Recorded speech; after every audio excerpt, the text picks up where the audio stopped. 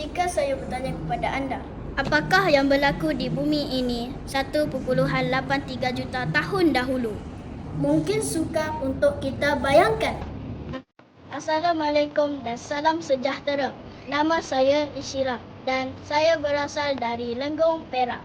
Sekarang saya berada di Galeri Arkeologi Lembah Tengku. Di belakang saya ialah diorama batu serbit Bukit Buno. Diorama ini menunjukkan satu peristiwa luar biasa yang pernah berlaku di sini. Hantaman meteorit yang sangat kuat. Saya ingin melihat batuan sebenar di tempat asalnya. Jom.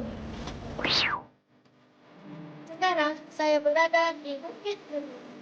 Di sinilah ditemui batuan serbit, iaitu batuan yang terbentuk akibat hantaman meteorit kira-kira 1.83 juta tahun dahulu.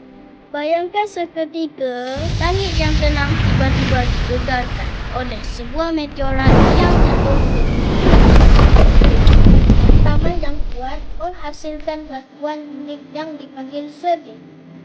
Kajian menunjukkan bahawa manusia telah menggunakan kawasan ini sejak lebih 1 juta tahun dahulu. Ini menjadikan Bukit Buno sebagai antara tapak tertua di Asia Tenggara yang menunjukkan perkembangan kebudayaan Paleolitik.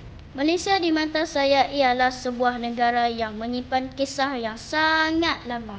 Walaupun Lenggong hanyalah sebuah bandar yang kecil, tetapi tempat menariknya seperti Bukit Buno membuktikan bahawa negara kita mempunyai warisan sejarah yang sangat berharga pada dunia.